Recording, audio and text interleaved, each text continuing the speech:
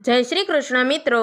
તો આજે આપણે મહાદેવના 12 જ્યોતિર્લિંગમાં 10મા સ્થાને આવતા નાગેશ્વર જ્યોતિર્લિંગનો ઇતિહાસ અને નાગેશ્વર જ્યોતિર્લિંગની ઉત્પત્તિ કેવી રીતે થઈ હતી તે જાણીશું. નાગેશ્વર મંદિર ભારતના 12 જ્યોતિર્લિંગોમાં 10મું સ્થાન ધરાવે છે. નાગેશ્વર જ્યોતિર્લિંગ ગુજરાત રાજ્યના દ્વારકાથી આશરે 17 કિલોમીટર દૂર આવેલું છે. શ્રદ્ધાળુઓ માને છે કે અહીં શિવજીના દર્શનથી માનવના સર્વ દુઃખો, ભય અને કષ્ટોનો નાશ થાય છે. ખાસ કરીને ભક્તો માટે ભયમાંથી મુક્તિ આપનારું દેવસ્થાન ગણાય છે. નાગેશ્વર એટલે નાગોના ઈશ્વર અથવા સર્પોના સ્વામી. ભગવાન શિવને ગળામાં વાસુકી નાગ ધારણ કરેલ છે, તે માટે પણ તેમને નાગેશ્વર કહેવાય છે. શિવપુરાણમાં જણાવ્યા મુજબ નાગેશ્વર જ્યોતિર્લિંગ દારૂકાવન નામના સ્થળે સ્થાપિત છે.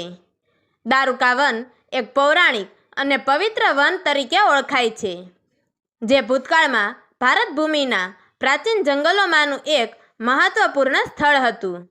આ દારૂકાવનનું નામ ભારતના લોકપ્રિય મહાકાવ્યોમાં પણ જોવા માટે મળે છે, જેમ કે કામ્યક વન, દૈતવન અને દંડક વન. એક સમયની વાત છે કે દારૂકા નામની એક ભયાનક રાક્ષસી પોતાના પતિ દારૂક સાથે એક ઘનઘોર જંગલમાં નિવાસ કરતી હતી. આ દારૂકા માતા પાર્વતીની ઉપાસક હતી અને તેની તપસ્યા અને ભક્તિથી પ્રસન્ન થઈને માતા પાર્વતીએ તેને એક અમૂલ્ય વરદાન આપ્યું હતું કે તે પોતાની સાથે ગમે ત્યારે આખા જંગલને કોઈ પણ સ્થાન પર લઈ જઈ શકે છે.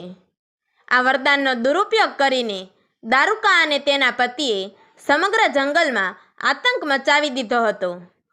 તેઓ જ્યાં જ્યાં જતા ત્યાં લોકોમાં ભય અને અફરાતફરીનો માહોલ ફેલાવ્યો.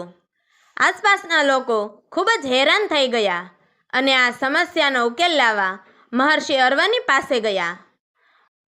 મહર્ષિએ લોકોની વિનંતી સાંભળી અને શ્રાપ આપ્યો કે જો આ રાક્ષસો પૃથ્વી પર કોઈ પણ યજ્ઞ કે ધાર્મિક કાર્યમાં વિઘ્ન ઊભું કરશે તો તરત જ તેમનો વિનાશ થઈ જશે. આ શ્રાપના સમાચાર દેવતાઓ સુધી પણ પહોંચ્યા. તેઓએ આ અવસરને સદુપયોગ કરીને રાક્ષસો સામે યુદ્ધ ઘોષિત કર્યું. હવે રાક્ષસો વિચારમાં પડી ગયા કે યુદ્ધ કરશે તો શ્રાપ લાગુ પડશે અને નહીં કરે તો હાર સ્વીકારવી પડશે. આ ભયથી બચવા માટે દારૂકા પોતાની ચતુરાઈથી માતા પાર્વતીના વરદાનથી જંગલને સમુદ્રની વચ્ચે લઈ ગઈ અને ત્યાં રાક્ષસો શાંતિથી વસવા લાગ્યા. ત્યારે એક દિવસ ઘણા લોકો હોડીઓમાં દરિયા કિનારે આવ્યા અને રાક્ષસોએ તેમાં રહેલા બધા મનુષ્યોને કેદ કરી લીધા. એ કેદીઓમાં સુપ્રિયા નામનો એક શિવભક્ત પણ હતો. તે પોતાના બંદી અવસ્થામાં પણ નિયમિત રીતે ભગવાન શિવની આરાધના કરતો અને તેમનું પૂજન કર્યા વગર અન્ન ગ્રહણ પણ ન કરતો. સુપ્રિયે અન્ય કેદીઓને પણ ભગવાન શિવની ભક્તિ તરફ પ્રેરિત કર્યા અને તેમને ઓમ નમઃ શિવાય મંત્રના જાપ માટે પ્રેરિત કર્યા. હવે બધાએ સાથે ભક્તિપૂર્વક ભગવાન શિવનું સ્મરણ કરવાનું શરૂ કર્યું. જ્યારે દારૂકને આ બાબતની જાણ થઈ ત્યારે તે ગુસ્સે થયો અને સુપ્રિયાને ધમકી આપી કે જો તે શિવની પૂજા કરવાનું બંધ નહીં કરે તો તેને મારી નાખશે. આવી ધમકી સામે પણ અડગ રહેલો સુપ્રિય એક ક્ષણે ભગવાન શિવનું સ્મરણ કરવા લાગ્યો. ભક્તની પીડા સાંભળી ભગવાન શિવ તરત જ ત્યાં પ્રગટ થયા અને એક ક્ષણમાં જ બધા રાક્ષસોનો સંહાર કરી નાખ્યો. દારૂક આ દ્રશ્ય જોઈને આઘાતમાં આવી ગયો અને તરત જ પોતાની પત્ની પાસે દોડી ગયો. દારૂકાએ માતા પાર્વતીને પોતાના વંશના રક્ષણ માટે અરજી કરી. માતા પાર્વતીએ ભોળેનાથને કહ્યું કે જો આ રાક્ષસોના સંતાન હોય તો શું તેઓ જંગલમાં રહી શકે? કેમ કે મેં દારૂકાને વરદાન આપ્યું છે, તેથી હું ઈચ્છું છું કે તેની પ્રજાને પણ આશ્રય મળે.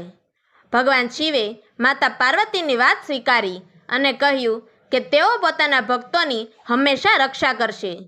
તેમણે કહ્યું કે અહીં જે કોઈ ભક્ત શ્રદ્ધા અને ભક્તિથી પૂજા કરશે તે ચક્રવર્તી રાજા બની જશે.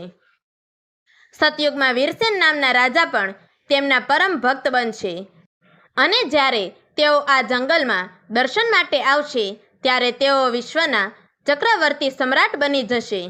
આ રીતે ભોળાનાથ નાગેશ્વર જ્યોતિર્લિંગ તરીકે ત્યાં સદા માટે સ્થાપિત થયા અને ભક્તોની રક્ષા કરવા માટે નિવાસી બન્યા. નાગેશ્વર જ્યોતિર્લિંગનો મહિમા શિવ મહાપુરાણ અને લિંગ પુરાણમાં વર્ણવાયેલ છે. નાગેશ્વર જ્યોતિર્લિંગની યાત્રા માટે શ્રાવણ માસ અને મહાશિવરાત્રિ વિશેષ યોગ્ય ગણાય છે. અહીં દર્શન દરમિયાન ઓમ નમઃ શિવાય જપ સાથે શિવલિંગની જળ, દૂધ, બીલીપત્ર, ધૂપ, દીપ અને ફૂલો દ્વારા પૂજા કરવામાં આવે છે. શિવજીને ભાવપૂર્વક રુદ્રાભિષેક અને દૂધનો અભિષેક પણ વિશેષ રીતે કરવામાં આવે છે. શનિવાર અને સોમવારના પ્રદોષ વ્રતે વિશેષ પૂજા વિધિ થાય છે. અહીં શિવજીની વિશાળ અને ભવ્ય પ્રતિમા 125 ફૂટ ઊંચી અને 25 ફૂટ પહોળી પદ્માસન મુદ્રામાં બનેલી છે. શિવજીના આ રૂપના દર્શનથી ભયનો નાશ થાય છે, દુષ્ટ શક્તિઓ દૂર થાય છે અને મનને શાંતિ મળે છે.